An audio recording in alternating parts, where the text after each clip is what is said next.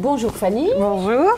Est-ce que tu peux nous dire pourquoi ça a du sens de parler de l'endométriose dans le cadre de ces journées internationales des droits des femmes? Alors, ça a du sens parce que l'endométriose touche aujourd'hui, on pense, au moins une, voire plus femmes sur 10 menstruées. Alors, on parle de femmes mais aussi de personnes menstruées. Et donc, ça a du sens parce que ça touche une grande partie de la population.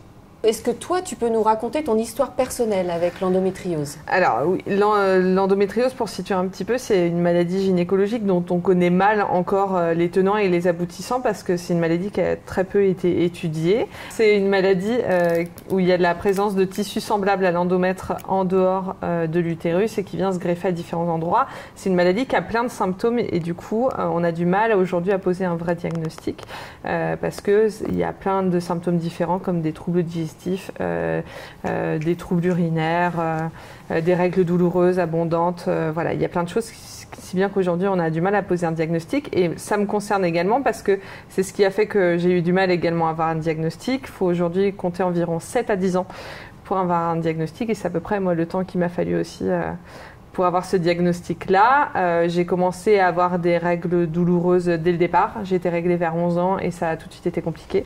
Et comme beaucoup, à 13 ans, on m'a mise sous pilule contraceptive pour un peu tout camoufler. Ce qui a été un peu compliqué parce que à 22 ans, j'ai été victime d'un AVC qui a fait qu'on m'a fait, dû à la pilule, qui a fait qu'on m'a arrêté le traitement. Et c'est en arrêtant le traitement qu'on s'est rendu compte que mon endométriose était dormante et qu'elle a explosé au grand jour. Il a encore fallu attendre au moins 4 à 5 ans pour avoir un diagnostic complet d'endométriose. Comment tu en arrives du coup à cette BD? Alors en fait, en 2017-2018, je décide d'aller consulter un praticien dans la région bordelaise, un praticien renommé, pour avoir voilà, des opérations adaptées à ma situation personnelle. Et j'ai un peu peur. Et du coup, comme j'aime beaucoup écrire, comme j'ai toujours aimé écrire, je me suis lancée sur Instagram à écrire voilà, à mon endométriose en l'appelant Chère endométriose. Et puis ça a fait boule de neige, c'est-à-dire qu'au fur et à mesure des mois qui passent et des interactions avec les personnes, on a commencé, mon objectif c'était vraiment de sourire à propos de l'endométriose, d'ironiser un petit peu sur la situation. Et en fait, l'illustratrice May Fédégribouille, qui est également atteinte d'endométriose, on a commencé à faire des petites pastilles, on va dire, sur Instagram toutes les deux et on s'est dit pourquoi pas en faire une bande dessinée. Et voilà, et du coup c'est ce qui s'est passé et elle est sortie il y a un an tout pile, en mars 2021. D'accord, et c'est vrai que c'est un sujet, voilà, c'est pas rigolo, mais si, c'est rigolo à lire, quoi, oui. Très rigolo à lire.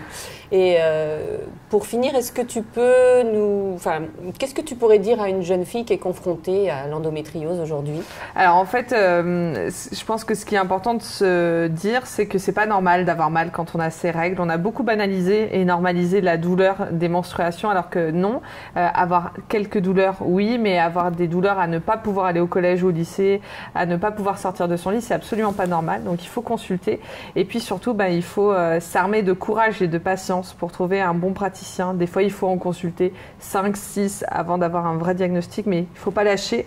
Il y a aussi pas mal d'associations qui maintenant œuvrent pour, au quotidien pour rendre visible la maladie et qui sont présentes aussi en proposant des groupes de parole ou des groupes de soutien et en proposant parfois des listes aussi de praticiens pour accompagner. Donc, il ne faut pas lâcher. Il faut dire quand on a mal, il faut en parler autour de soi et puis voilà, arrêter de banaliser la douleur. Très bien, merci beaucoup Fanny. Et puis on espère à bientôt pour un autre moment, une autre rencontre. Merci Fanny. Avec plaisir.